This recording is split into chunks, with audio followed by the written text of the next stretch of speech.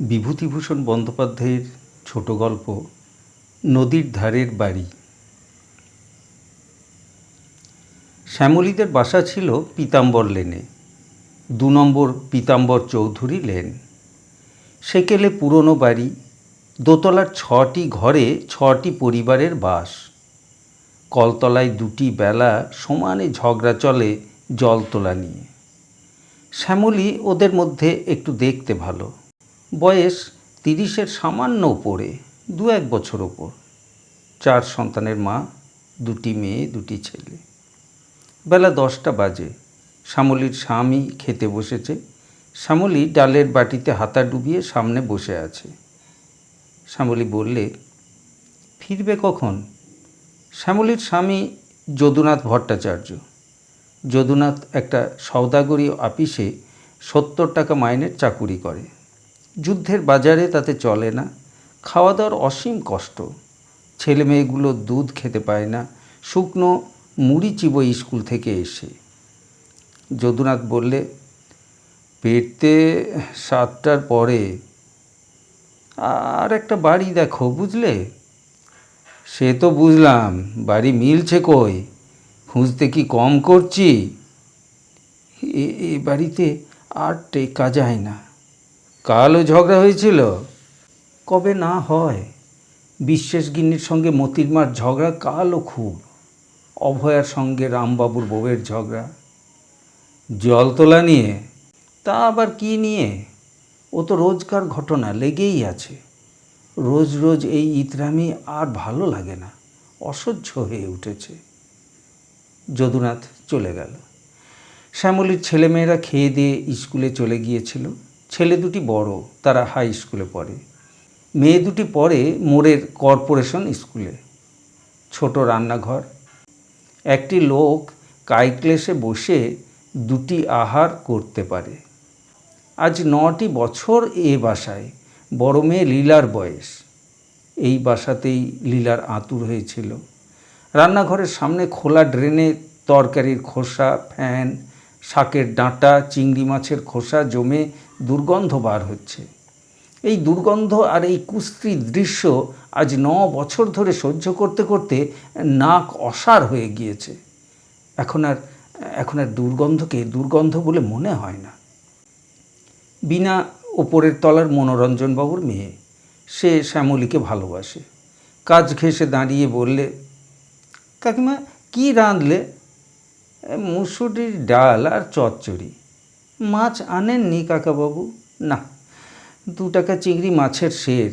মাছ আর কি কেনবার জো আছে? উনি গিয়ে ফিরে এলেন।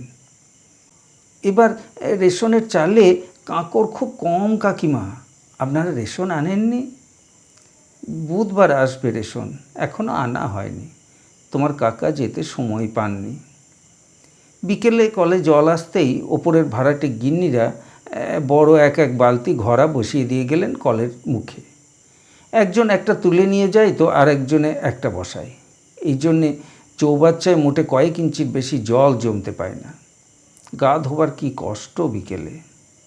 এই গুমোট গরমে স্নিগ্ধ জলে স্নান করতে পারলে কি আনন্দই পাওয়া যেত, কিন্তু তা হওয়ার জো নেই। একজন ছোবরা আর সাবান নিয়ে নামবে ওপর থেকে, আধ ঘন্টা ধরে থাকবে। প্রথমে নামবে অভয়া, তারপর নামবে মতির দিদি। এরা দুজনেই ভীষণ ঝগড়াটে। যতক্ষণ তারা কলতলায় গা ধোবে ততক্ষণ কলে 1 ঘটি জল কারো নেবার জো নেই। তাহলেই বাঁধবে ধুমধুমার ঝগড়া।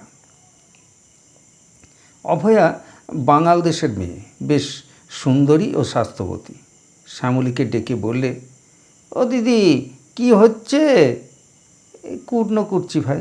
কি কুটনো? এই ঝিঙে আর ঢ্যাঁড়স। আলু তো 12 আনা সের উঠেছে, আমাদের সাধ্যিতে কুলোলে তো কিনবো। রেশন এসেছে? না ভাই, বুধবারে আসবে। আমায় আধপোয়া চিনি দিতে পারবে দিদি তোমাদের রেশন থেকে? আসুক আগে, দেখবো এখন। এদের মধ্যে সবাই সমান অবস্থার মানুষ, কেরানির বউ। পরস্পরের সঙ্গে ঝগড়া দ্বন্দ্ব করে এদের দিন কাটে। পান থেকে চুন খসলেই আর নিস্তার নেই। বিশ্বাস গিন্নি দলের মোড়ল, ওপরের ভাড়াটেদের সর্দার। তিনি সকলের হয়ে ঝগড়া করতে এগিয়ে আসেন। তাঁর সর্দারিতে ওপরের মেয়েরা কোমর বাঁধে, তাদের মধ্যে একজন হচ্ছে এই অভয়া। দেখতে সুন্দরী হলে কি হবে, যেমনি স্বার্থপর তেমনি কুটিল মন। এই যে বললে চিনি দিতে হবে, না বললে কি আর রক্ষে আছে? কোনকালে এক বাটি নুন ধার নিয়েছিল, সেই ঘটনার উল্লেখ করে খোঁটা দিয়ে বলবে বরিশালের টানে, আমরা কি কোনো দিন কিছু কাউরে দিই নাকি? অসময়ে অসময়ে নুন রে, তেল রে, তা নিয়ে মনে থাকবে কেন? ঘোর কলিজে, কাজের সময় কাজই, কাজ ফুরালে পাজি। আচ্ছা, আমরাও কি আর কখনো কাজে লাগবো না? তখন যেন ইত্যাদি। এই বাসাটাতে কি গুমট গরম, দক্ষিণ দিক চাপা, এতটুকু হাওয়া আসে না, প্রাণ আইঢাই করে গরমে। আজ 9 বছর কষ্ট ভোগ করে চলছে এই ঝগড়ার আবহাওয়া আর এই দারুণ স্থানাভাব। সকলের ওপরে এই অপরিষ্কার নোংরা পরিবেশ। সবাই সমান অশিক্ষিতা, ভালো বললেও এ বাড়িতে মন্দ হয়। সেদিন অপরাধের মধ্যে ও শশীবাবুর স্ত্রীকে বলেছিল, দিদি এই চিংড়ি মাছের খোসাগুলো একেবারে সামনেই ফেললেন, কলতলায় সকলেরই যেতে আসতে হয়, সকলেরই তো অসুবিধে, আর যাবি কোথায়? শশীবাবুর বউ চিৎকার জুড়ে দিলে, আমি কি একলা ফেলি নাকি? সবাই তো ফেলে, কেনই বা না ফেলবে? ভাড়া দিয়ে সবাই বাস করে, কারোর একার সম্পত্তি তো নয়। সবার সুবিধা সবাইকেই দেখতে হবে। যদি তাতে অসুবিধা হয় তবে গরিব ভাড়াটেদের সঙ্গে বাস করা কেন? তাহলে দোতলা বাড়ি আলাদা ভাড়া নিয়ে বালিগঞ্জে গিয়ে বাস করলেই তো হয়, ইত্যাদি। শ্যামলীও চুপ করে থাকবার মেয়ে নয়। সে বললে, দিদি কি পাগলের মতো বকছেন? আপনি চিংড়ি মাছের খোসা ফেলবেন তাতে কেউ বারণ করছে না, তবে আমারই রান্নাঘরের সামনে কেন ফেলবেন? কেন আমি তা ফেলতে দেব? ফেলতে দেবে না তোমার কথায়? তুমি কি এমন লাট সাহেব এসেছো রে বাপু? তুমি পাগল না আমি পাগল? রান্নাঘরের বাইরের জায়গা তোমারও যা আমারও তা, তুমি বলতে আসবার কে? তা বলে পরের সুবিধে অসুবিধে যারা না দেখে তারা আবার মানুষ, তাদের আমি ঘোর অমানুষ বলি। এই পর্যন্ত গেল সাধারণ ভাবের কথা। একে ঝগড়া বলে অভিহিত করা যায় না। এরপর বাঁধল আসল ঝগড়া, যার নাম শ্যামলীও ছাড়লে না, শশীবাবুর বউও না। উভয় পক্ষে বাঁধল কুরুক্ষেত্র। তারপরে কথা একদম বন্ধ হয়ে গেল দুপক্ষেই। নানা রকম শত্রুতা আরম্ভ করলেন শশীবাবুর প্রৌঢ়া স্ত্রী। ছেলে মেয়েদের হাত ধরে খোলা ড্রেনে বসিয়ে দিতে লাগলেন সকালবেলা, পায়খানা থাকা সত্ত্বেও। প্রায় শ্যামলীর রান্নাঘরের সামনেই। কিছু বলবার জো নেই। ওই আর এক গোলমাল, একটি মাত্র পায়খানা নিচে, মেয়ে পুরুষ তাতে যাবে, কি নোংরা করেই রাখে মাঝে মাঝে। ভোরে অন্ধকার থাকতে যদি ঘুম ভাঙে তবে কল পায়খানা ব্যবহার করা যাবে সেদিন, নয়তো বেলা 11টা, পুরুষরা সবাই আপিসে বেরিয়ে গেলে। চৌবাচ্চায় তখন 2 ইঞ্চি মাত্র জল থাকে কোনো দিন তারও কম। শ্যামলীর দম বন্ধ হয়ে আসে। এমনকি কোনো বাসা পাওয়া যায় না যাতে অন্তত মেয়েদের একটা আলাদা নাইবার জায়গা আছে। আষাঢ় মাসের প্রথম। ফিরিওয়ালা গলির মধ্যে হাঁকছে, চাই ল্যাংরাম ল্যাংরাম। বৃষ্টি এখনও নামেনি। এবার জ্যৈষ্ঠ মাসের গরম প্রায় সমানভাবেই চলছে।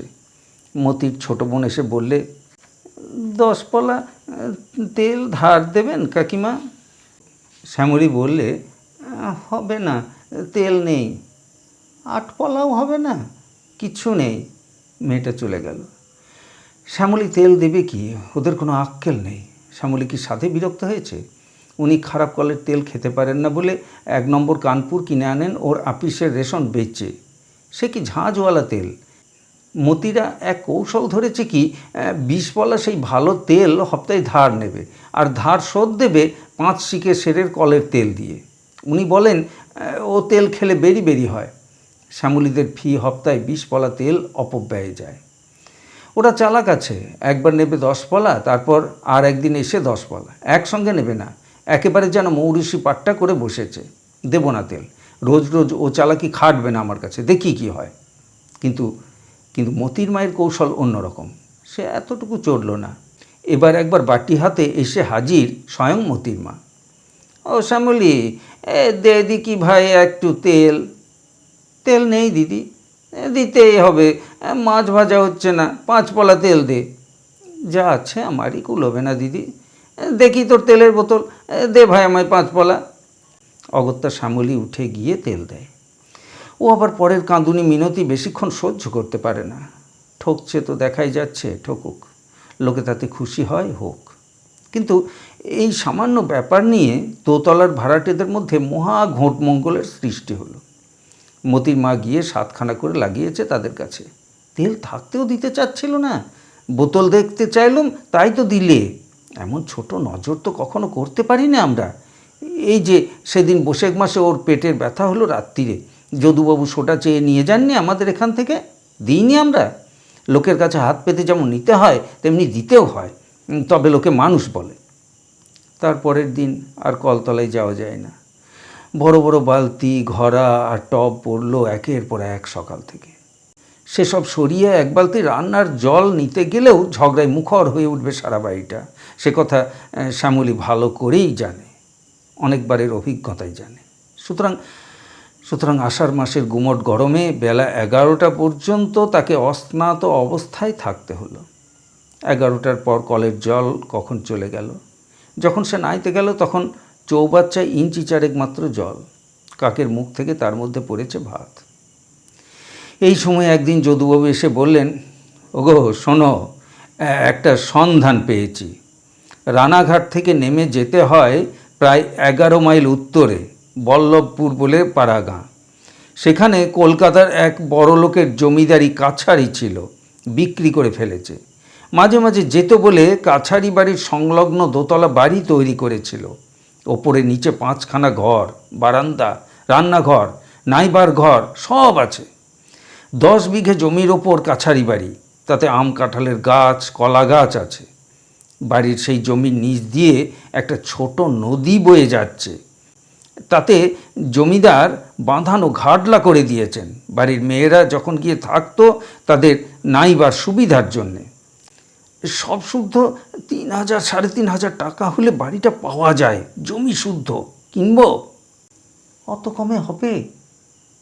পাড়া গাঁ, সেখানে খদ্দের হচ্ছে। যদ্দূর শুনলাম চাষার গাঁ, গাঁয়েও অত টাকা দিয়ে কেনবার লোক নেই। টাকা দেবে কোথা থেকে? প্রভিডেন্ট ফান্ডের টাকা সব যদি তুলে নিই, তোমার গহনা কিছু দাও আর ইন্স্যুরেন্স কোম্পানির কাছ থেকে কিছু ধার করি। আমার কাছেও সামান্য কিছু আছে। শ্যামলীর মন নেচে উঠল। কতদিন সে পাড়া গাঁয়ের মুখ দেখেনি। বাপের বাড়ি ছিল হুগলি জেলার তারকেশ্বর লাইনে দাসপুর গ্রামে। সে বংশে বাতি দিতে কেউ নেই। জ্ঞাতি কাকারা পর্যন্ত উঠে এসে কলকাতায় বাস করছেন।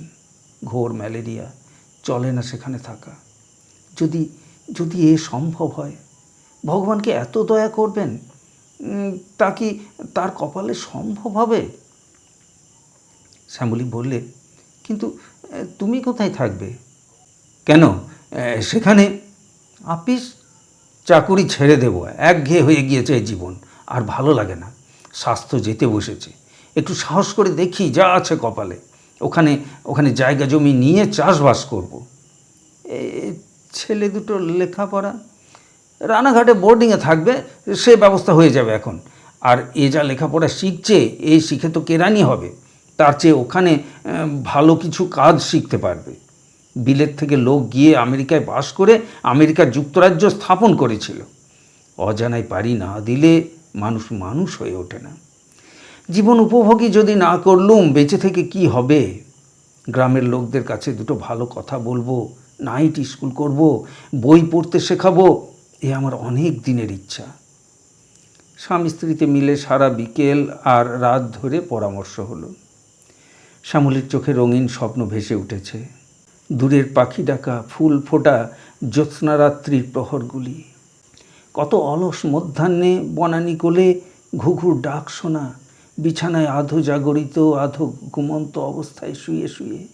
কত আম্রমুকুলের গন্ধে সুবাসিত সকাল সন্ধ্যা। দিন 15 পরে যদুবাবুর সঙ্গে একটি প্রৌঢ় ভদ্রলোক শ্যামলীদের বাসায় ঢুকলেন। যদুবাবু বললেন, উনি এখানে খাবেন। শ্যামলীকে আড়ালে বললেন, উনি ওদের স্টেটের নায়েব, ওরও নাম যদুবাবু, তবে উনি কায়স্থ। আমাকে বলে কয়ে উনিই বাড়ি দেওয়াচ্ছেন, অতি ভদ্রলোক। একটু ভালো করে খাওয়াও দাও, 3:30-এর মধ্যে হয়ে যাবে। আর সেই সঙ্গে জমিদারের খাস কিছু রোয়া ধানের জমি আছে, সেটাও ওই সঙ্গে হয়ে যাবে। আহারাদির পরে ভদ্রলোক অনেকক্ষণ কী পরামর্শ করলেন যদুবাবুর সঙ্গে, তারপর চা খেয়ে বিদায় নিলেন। এর 3 দিন পরে শ্যামলীকে যদুবাবু বললেন, বাড়ি রেজিস্ট্রি করা হয়ে গিয়েছে। আষাঢ় মাসের শেষের দিকে জিনিসপত্র গুছিয়ে শ্যামলীরা তাদের নতুন কেনা বাড়িতে বাস করতে চলল।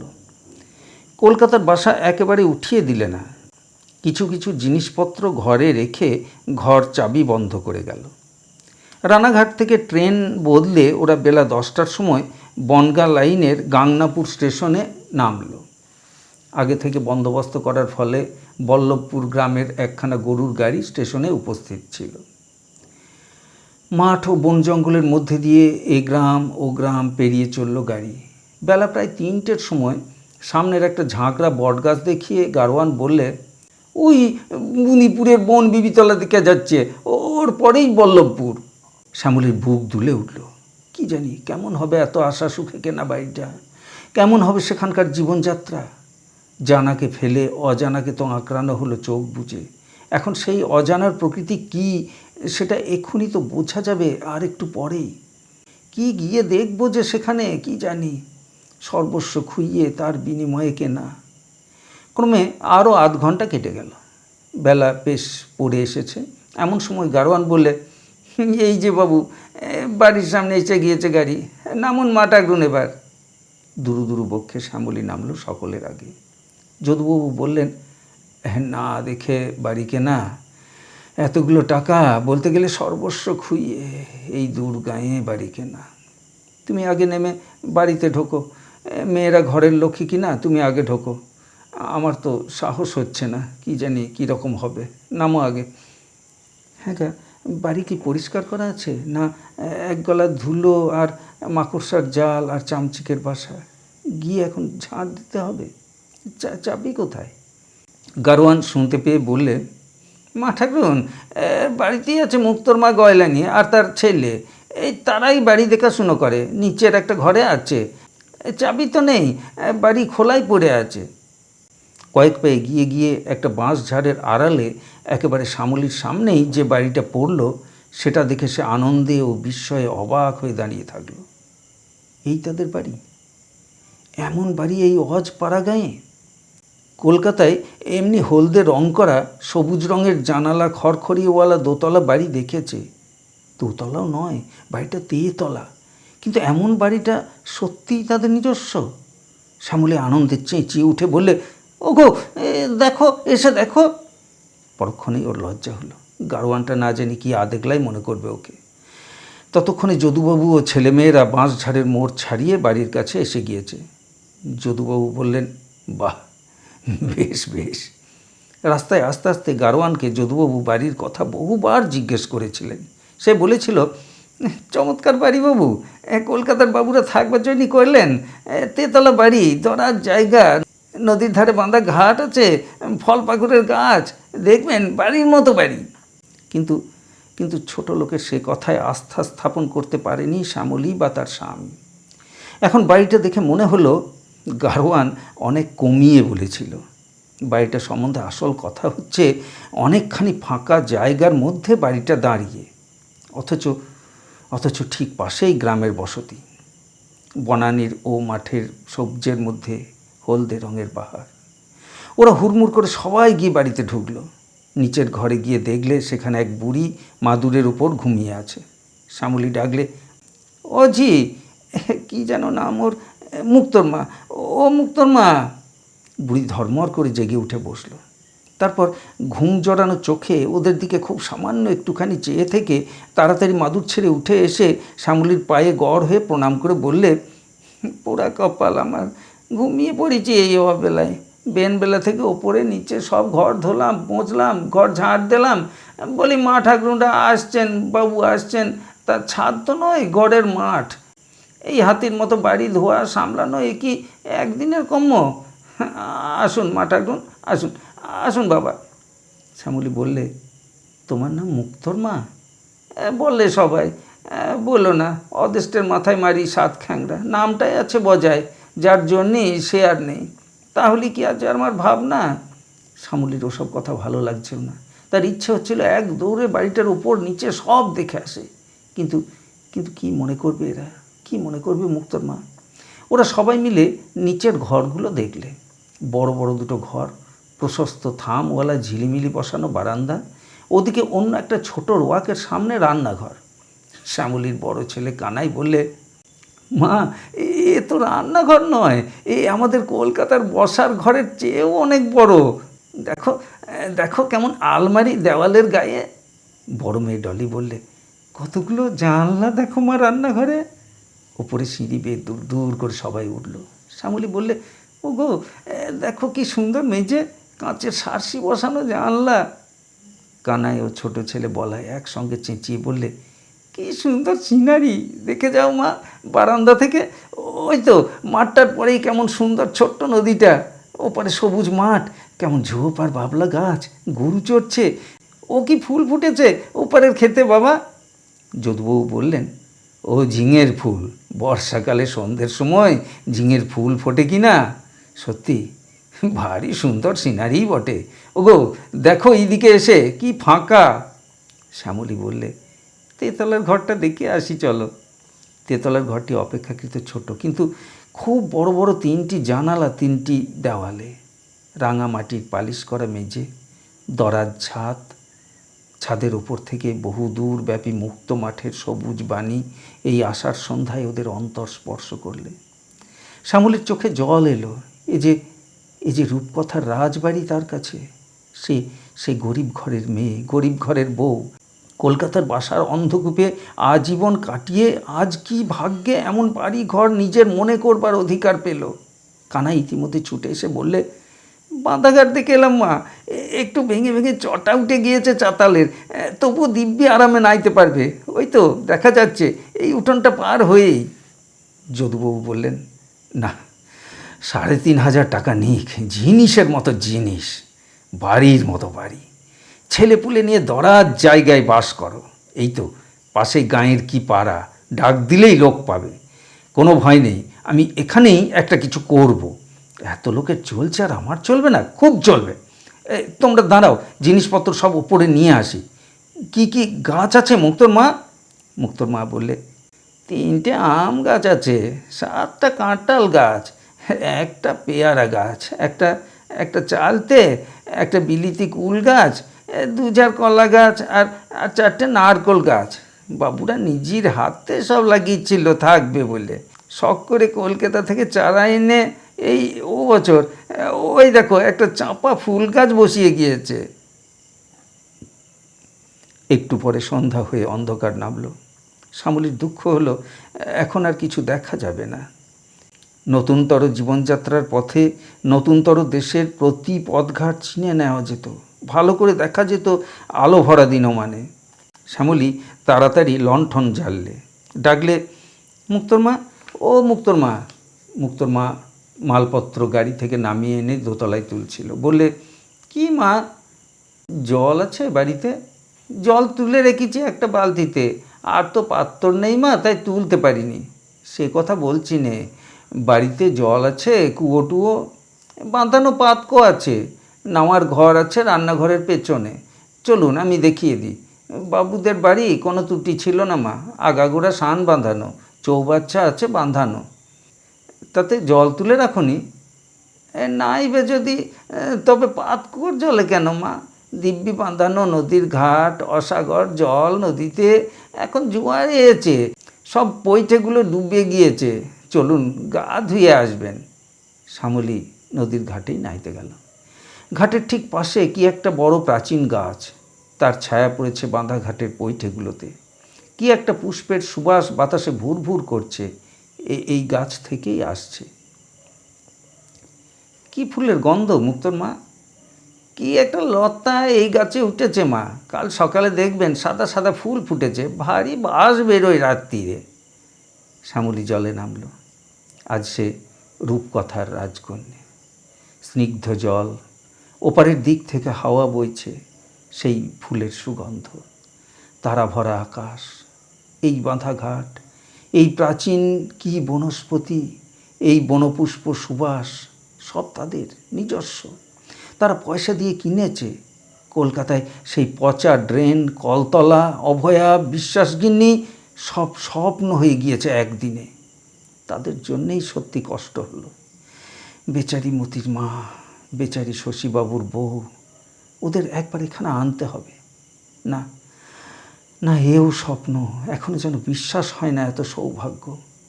ডলি চেঁচিয়ে ডাকছে দোতলার বারান্দা থেকে, ও মা, শিগগির গা ধুয়ে এসো, বাবা চা চাইছে, এসো চট করে। শ্যামলী স্বপ্নলোক থেকে নেমে এলো। সাবানের বাক্সটা নেই, আনতে হবে, ভুলে গিয়েছে তাড়াতাড়িতে। মুক্তর মা, ছুটে যাও, বড় দিদিকে বলো গে যাও, ছোট তোরঙ্গের মধ্যে সাবানের বাক্সটা আছে দিতে।